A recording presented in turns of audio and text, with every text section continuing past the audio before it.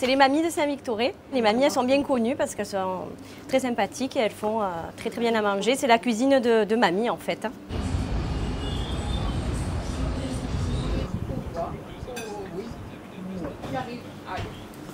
La norvégienne, c'est bien. Le pied paquet, il va arriver. Nous sommes 3 sœurs à tenir la petite Norvège. Je vous présente. Allez, venez mes sœurs. Voilà, Gabrielle qui s'occupe de toute la gestion. Et Lily, on est toutes les deux à tenir la petite Norvège. Moi, je fais la cuisine et Lily, elle s'occupe des clients, de recevoir les clients, de les servir et tout. Et j'ai fait une petite expo. Je suis l'artiste de la famille.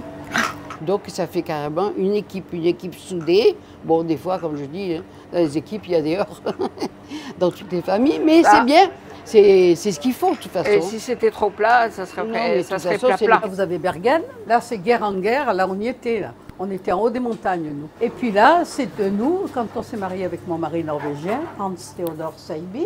Ma soeur a été mariée avec son mari norvégien, donc elle habitait là-bas et tout. Donc c'est elle qui est allée voir les fumoirs avec son mari en Norvège. C'est elle qui fume le poisson. J'ai appris avec les Vikings là-bas en Norvège.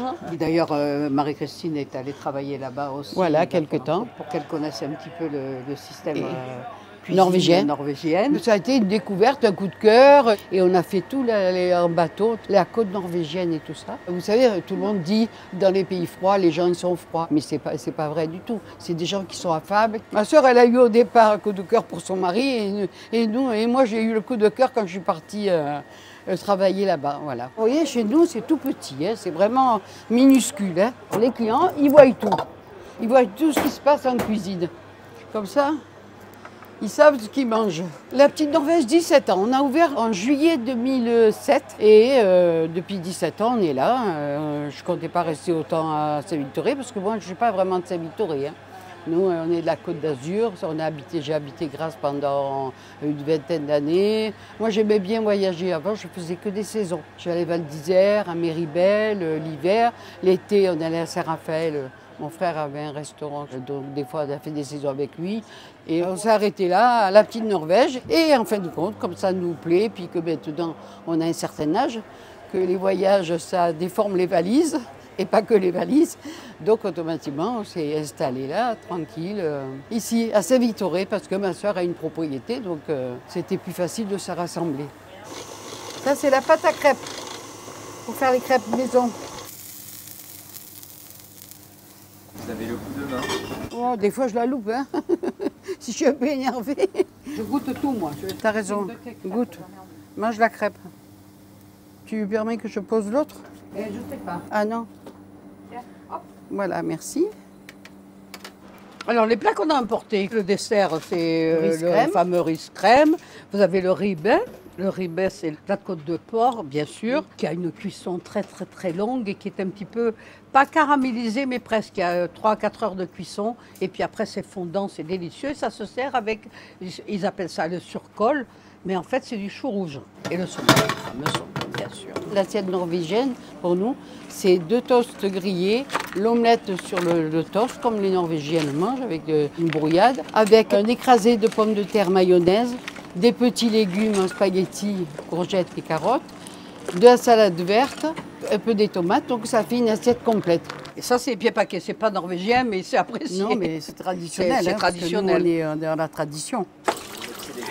Les petits légumes à la niçoise, pour servir avec le cabillaud, l'aïoli qui est là. Les quelques plats qui sont à la carte et tout ça, c'est tout avec des produits frais, il y a une rotation rapide, et puis bien préparé, bien sûr.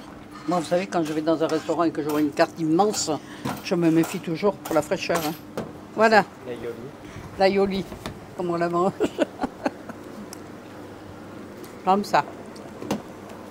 Ça y est, on est à la retraite depuis, enfin moi presque depuis 10 ans maintenant, on a un certain âge, et au lieu de rester à tourner à la maison à la retraite, eh ben, le matin on arrive, on sait qu'on a des choses à faire, à préparer et tout, puis en plus de ça on accueille après les clients et c'est vrai que c'est très agréable. Les gens, des fois ils sont étonnés, mais moi c'est vraiment d'abord la cuisine c'est une passion, hein, d'abord déjà. Nous on a toujours été dans la restauration. Mon père avait un restaurant, une hostellerie de la Fouxe à Saint-Zacharie.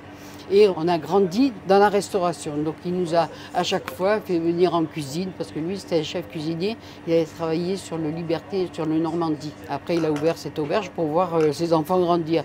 Donc il nous faisait venir en cuisine en tant que marmiton, nettoyage de la cuisine. Quand on était petite, voilà. En fait. Mais... Marie a travaillé en cuisine avec papa et moi j'étais responsable des charcuteries et des desserts.